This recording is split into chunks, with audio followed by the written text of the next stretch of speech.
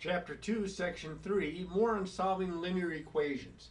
In this particular section, we're going to look at linear equations that require extra steps, more than what we've done in the first two sections. We're going to look to discover a strategy to follow 4 steps to help be able to solve most any kind of linear equation in one variable. And we're going to go through those steps. We're going to solve some equations. We're going to look at some examples that worked out, and then we're going to work out some together. And then we're also going to look at the two special cases of solving linear equations in a single variable, where we end up with no solutions or infinitely many solutions.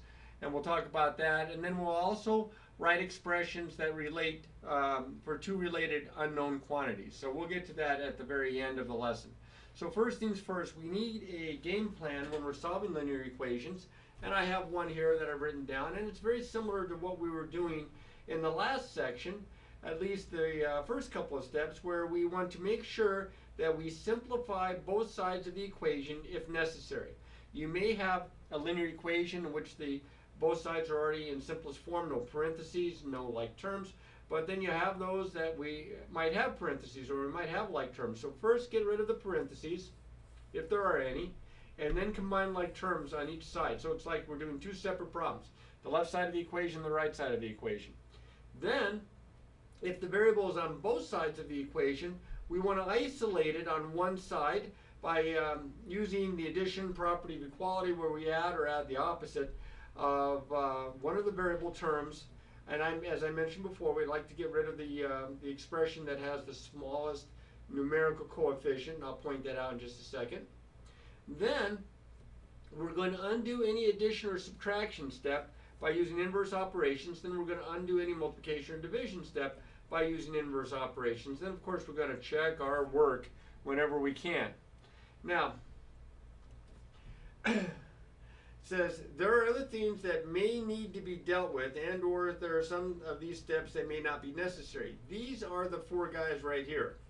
So we don't always have to do all 4 steps. It kind of just depends on the equation. So I'm going to start you off with a classic 2-step linear equation in one variable.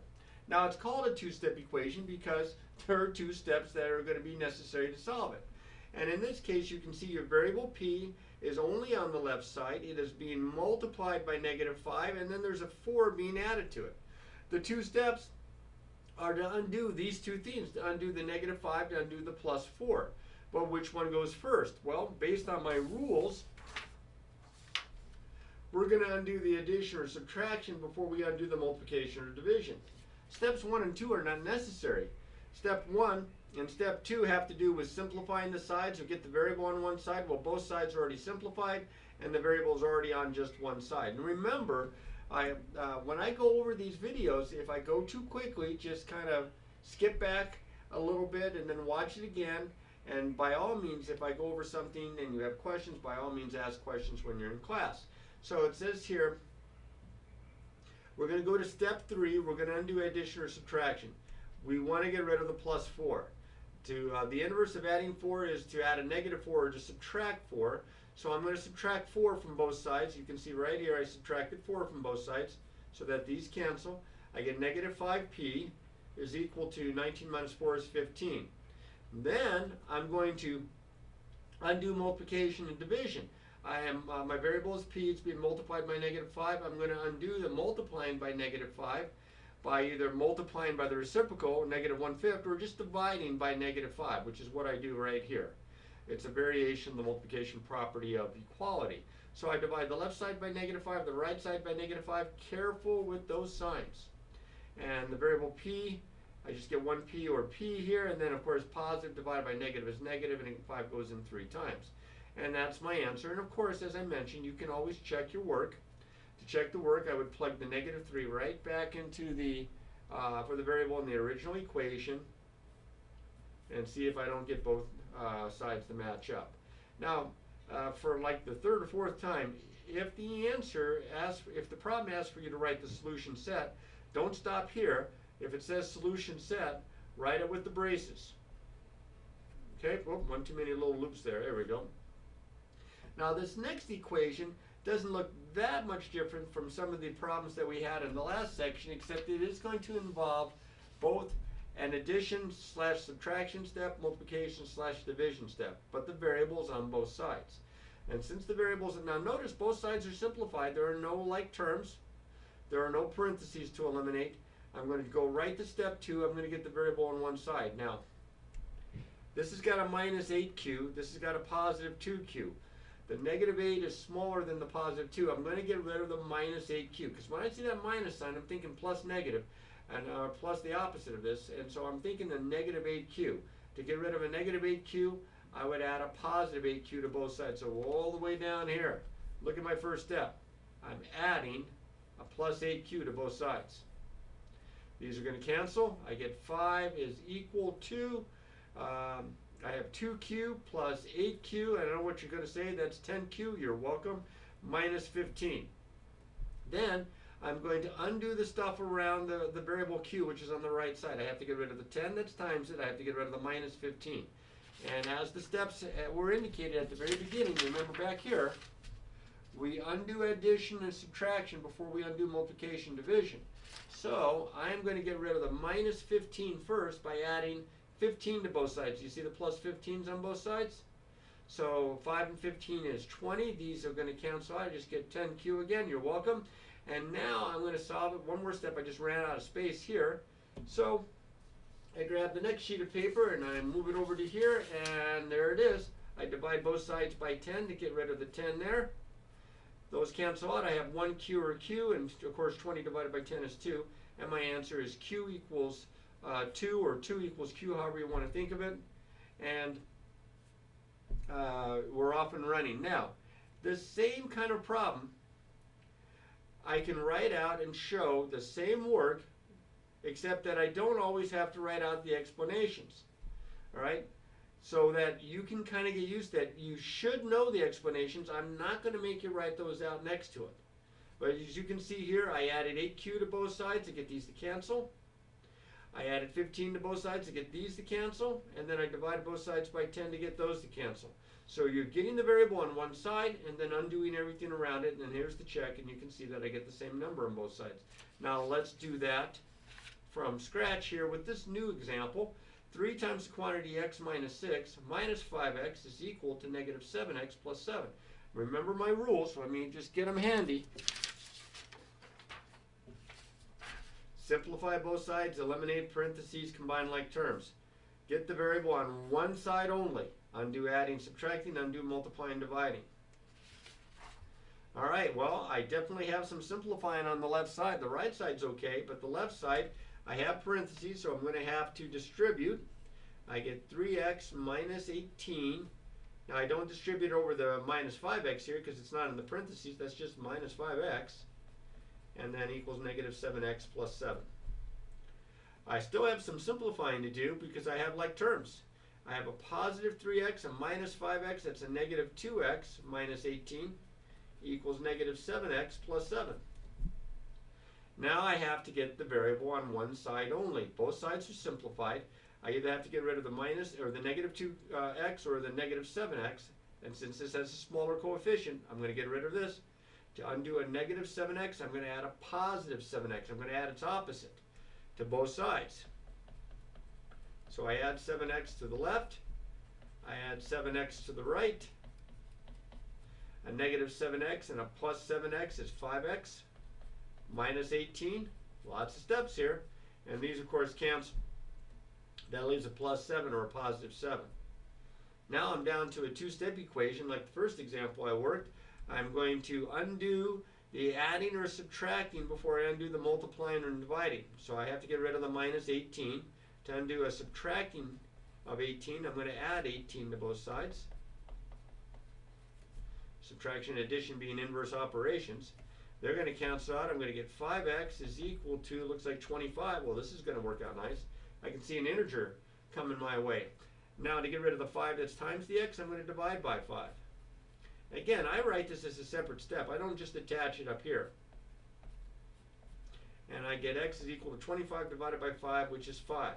Now, I'm telling you, this is a complicated enough equation that if you just sat here and plugged in numbers in your head, and try to solve it mentally, you'd be at it for a while. I don't think you'd jump right to 5. And we want to make sure with all those steps, with all those signs, that this is a correct answer. So I'm going to check. And I'll plug it right in here. 3 times the quantity 5 minus 6 minus 5 times 5. Does that equal negative 7 times 5 plus 7? Well, 5 minus 6 is negative 1, so this is 3 times negative 1. And over here on the right side, I can go ahead and multiply. That's negative 35 plus 7. I have 2 multiplications to do here. I have a negative 3 minus 25. And on the right side, I have a negative 35 plus 7. That's negative 28. Look over here on the left. It's the same as adding the opposite. So this becomes negative 28 equals negative 28, and that checks out okay. See, the thing about having the variable on both sides is that you have no idea what number is going to end up at the bottom of your check.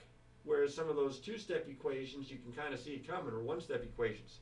So you can't just slap some numbers down. Take the time to figure it out, plug it in, and do your arithmetic to make sure you're coming up with the right answer.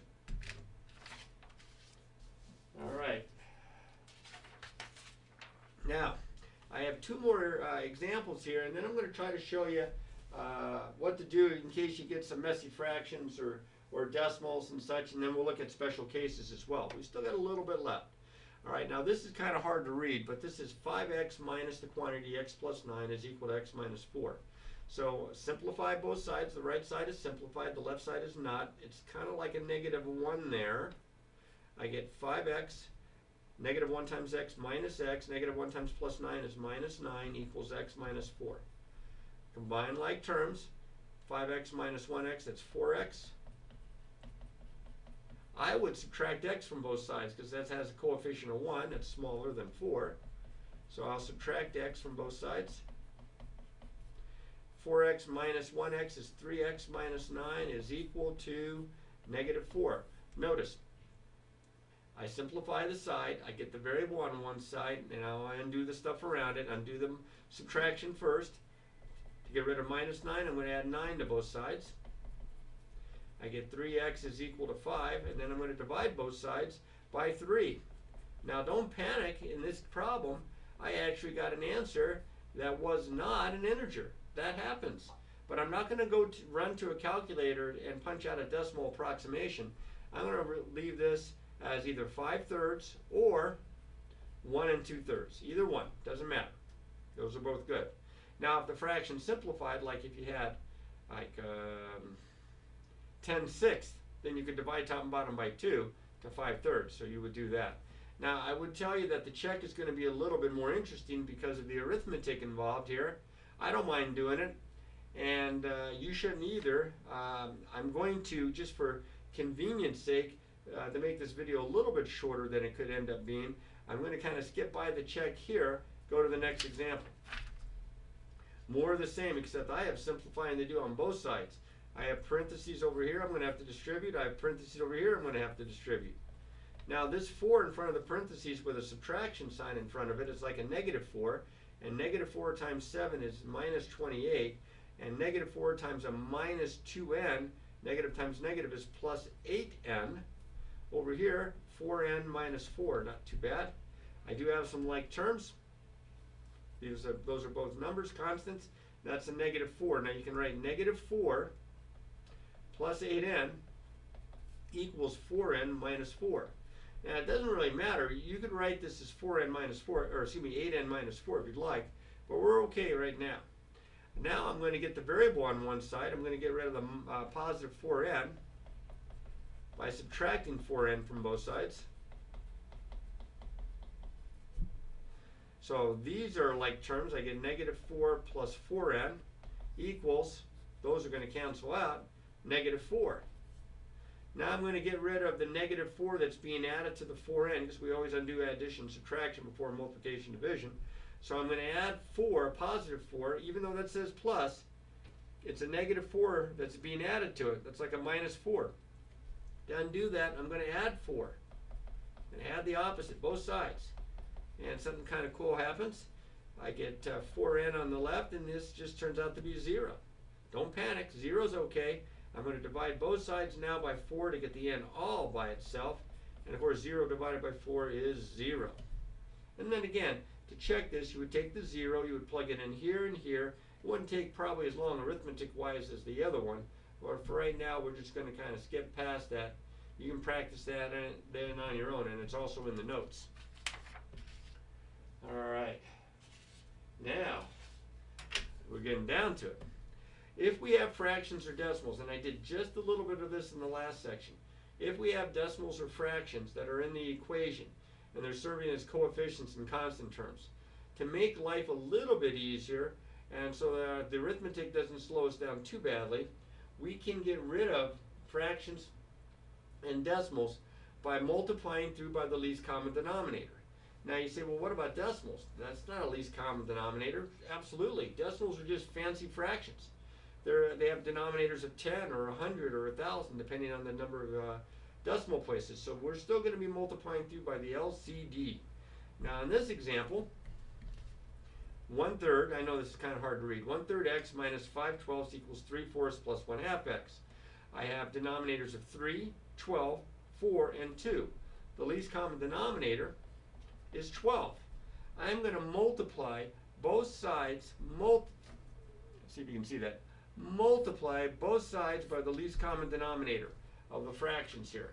Both sides, so I'm going to have to distribute 12 times the left side and 12 times the right side. So I distribute. 12 times 1/3 is 4x minus 12 times 5/12 is just 5. Doesn't that look much nicer? And on the right side, I multiply by 12, and I can multiply both sides by the same non-zero number. That's the multiplication property of equality. 12 times 3/4, that'd be 9 plus half of 12 is 6x. No fractions. I might end up with a fraction as an answer, but no fractions now. So now I'm going to get the variable on one side. Both sides are simplified. I'm going to get rid of the 4x by subtracting 4x. It has the smaller coefficient. This 4x and this minus 4x cancel. I get negative 5 is equal to, I have 6x minus 4x, that's 2x, so I have 9 plus 2x, or 2x plus 9, commutative property of addition. I'm going to get rid of the stuff around my variable x by undoing the positive 9 that's being added. I'm going to subtract 9 from both sides. Negative 5 minus 9 is the same as adding the opposite. That's negative 14 is equal to positive 2x. I'm going to divide both sides now by 2 to get rid of the 2 that's times the x. Both sides. Keep that balance. And of course the 2's cancel here. So I have 1x or x. And on the left side, negative 14 divided by a positive 2 is negative 7. And there again, I could check my work. Now, the check would certainly slow you down a little bit here. Not impossible, but certainly a problem that's going to keep you busy with your arithmetic there. But that's the best way to determine if you have it right. Okay. Here's another one with some fractions, but I can kind of save some aggravation here by being very careful on this and knocking out. See, this fraction is going to be multiplied through by times this, and this fraction times this. But you can see the denominators are 4 and 3, and this one doesn't have any fractions. So my LCD is 12. If I multiply both sides by 12, and this is getting kind of snazzy, stay with me.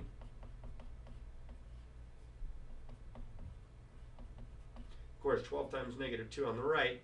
I'm going to distribute, and I don't have to multiply the 12 times both factors, just one of the factors, so I'm going to multiply it times the fraction. And that's going to go in 3 times, so I have 3 times the quantity x plus 3 minus, now 12 times 2/3, 3 goes in that once, 3 goes in that 4 times, so that's going to be 8. 8 times the quantity x plus 1, and that equals negative 24, because I'm going to multiply those together. Look what I have. I have to distribute 3x plus 9. Now be careful here because of the subtraction sign. That's going to be minus 8x minus 8 is equal to negative 24. I'm going to combine like terms, and I have like terms aplenty on the left. That's negative 5x plus 1 equals negative 24. Now I'm going to get rid of the plus 1 by doing the inverse, by subtracting 1 from both sides. I get negative 5x is equal to negative 24, negative 25, because again, this is like adding the opposite. Then I'm going to divide both sides by negative 5, and I need almost the entire space here to come up with an answer of positive 5. Now again, the check wouldn't be impossible, because first off, you're plugging 5 in here and 5 in here, so you're going to be adding first and then just multiplying fractions, but you will have to get a common denominator and simplify. Now, as I mentioned before, decimals are just fancy fractions. When I see 0.05, I know that there is a 0.05 is 5/100ths. This is the same as 5 over 100. It's a fraction. The denominator is a power of 10, depending on the number of decimal places. This has 1 decimal place, it's tenths. This has 2 decimal places, it's hundredths. So if I wanted to solve this, my least common denominator is going to be 100. I'm going to multiply both sides by 100, and I have to be very careful because I'm going to have to distribute on the left. So 100, big old bracket here, 0.05 times quantity, 13 minus t. Oh, yep. Minus 100, well actually let's do it this way. Let's not distribute yet. Okay, minus 100, minus 100. Let's try it again before I mess up completely. Minus 0.2t, there we go, is equal to 100 times 0.08. That's weird that I have a 30 written down there. I wonder if that's the answer. Maybe I put that down for the answer. Let's see. I'm going to have to distribute. 100 times 0.05, that slides the decimal 2 places to the right, so I have 5 times 13 minus t. Remember the shortcut, when you multiply by a power of 10, you move the decimal point the same number of places as zeros. Minus, and then 100 times 0.2, there's not but 1 decimal place, so I'll add a 0 as a placeholder, and I get 20t. And then over here, I multiply, and I get 8. I distribute, I get 65 minus 5t minus 20t is equal to 8. Wonder if I wrote this down wrong. This does not look like this is going to come out smoothly. Well, we'll figure it out here as we go. It is 0.2. Yep. So I have like terms. I have 65 minus 25t is equal to 8. I'm going to have to undo the stuff around the variable, so I have to get rid of the 65, the positive 65 that's being combined, so I will subtract 65 from both sides.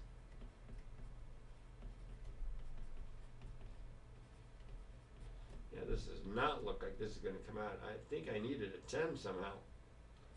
I don't have it. I get, let's see, I subtract 65, I get negative 25t. Now 8 minus 65, let me raise that up a little bit, same as adding the opposite. So that's going to be negative 57. I divide both sides by negative 25. And I get t is equal to, now, a negative divided by a negative is positive.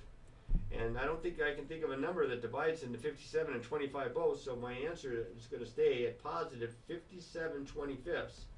Now you can imagine how much of a hassle this is going to be to plug in that way. Now if I grab my calculator, because I started with decimals in my problem, and I divide 25 into 57, that would go in 2 times, that's 50. 70 goes in 2 times, that's 50. That goes in 8 times.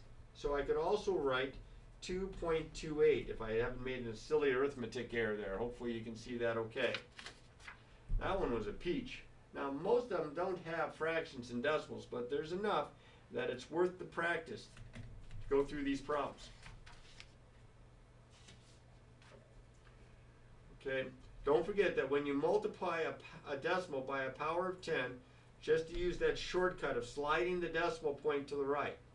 Remember that the number of places you slide it to is the number of zeros that follow the 1 in the power of 10. So if you have 10, there's 1 0, you move it 1 place. 100, 2 places, and so on.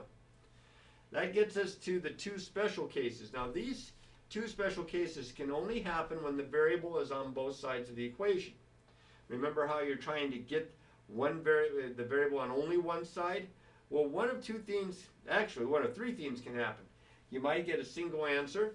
That's what we've done so far. You might get many answers, infinitely many answers. When that happens, we're talking about something that's called an identity. Or we might have no solutions at all, no answers, and that's sometimes called a contradiction. Look at the example of the problem that I have right here. Negative 3 times the quantity x minus 7 is equal to 2x minus 5x plus 21. If I distribute, I get negative 3x plus 21. If I combine like terms, I get negative 3x plus 21. See how you have identically the same thing on both sides? If I add 3x to get the variable on one side, not only does it disappear from one of the sides, it disappears from both of the sides. And look what's left, a true statement. When that occurs, you have what's called an identity. And what that essentially means is you can plug any number you want in for x, it's always going to be true.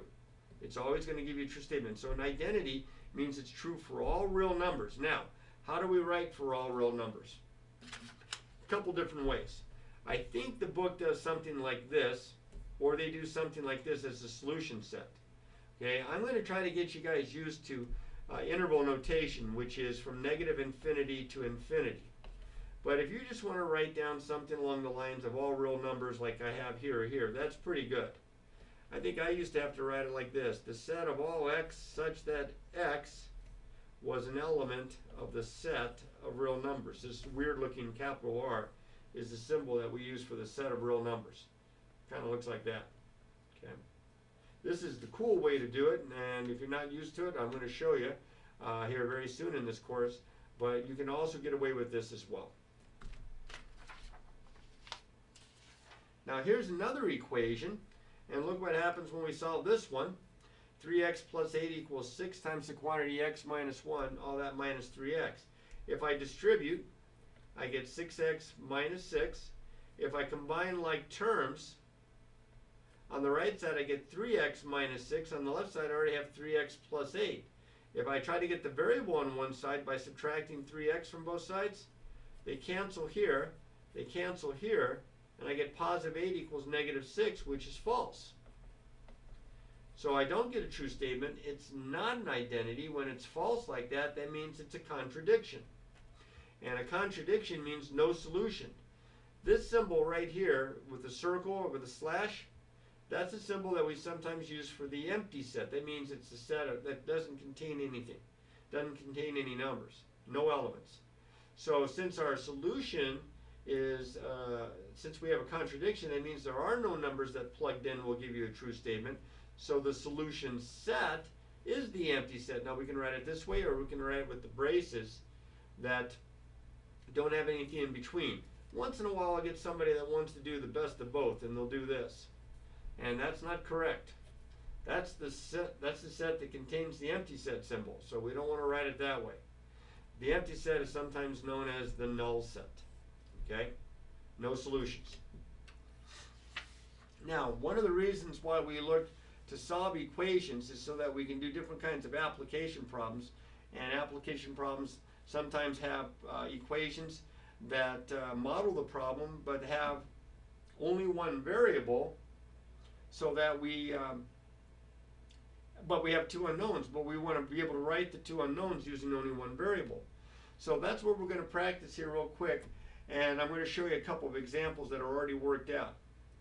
Now it says here in this example, write the answer to each problem in terms of the variable. So you have two numbers that have a sum of 12. One number is x. Write an expression representing the other number. Well, if the two numbers add up, sum means add up. If the two numbers add up to 12 and one of the numbers is x, all right, the other number is what's left if you take x away. So we would have to subtract x from the number. Now think about x being a real number. Think about it being 2. If I have two numbers that add up to 12 and one of them's 2, the other one's 10, because 10 plus 2 is 12. And 12 minus 2 is 10. So we would subtract that number from the sum. That's a Very common step in story problems. Here's another one. The product means the multiply, of two numbers is -10. One of the numbers is y. What expression represents the other? Well, if I said one of the numbers is 2, you would divide to find the other factor. To find the other factor, and it would be, if y was 2 here, it would be -5. So we want to divide the one factor that we know into the product so we can find the other factor. So notice how it's written as a division. The product, -10, divided by the factor that's given y. Here's one more. Jim earned $200 last week. On Monday, he earned D dollars. Write an expression to represent, well, you know, I have D dollars, but I have a variable y here. I must have been looking above here. Okay, he earned D dollars. He earned $200 last week. On Monday, he earned D dollars. Write an expression to represent the money earned on the other days. All right, so if he's, no, let's try this again. $200 last week, and on Monday of last week, he earned D dollars. So the difference there, and this should be a D, I should have had that written down. I probably have that in the notes that way as well. This would be the one day that's given. We subtract it from the total, and this expression would be the other days, how much money he earned. Now that might seem trivial, these last couple, 3 examples, but they're going to come to play in a big way when we get to the story problems, which are right around the corner and not in a half an hour. So make sure that you practice, and that you practice.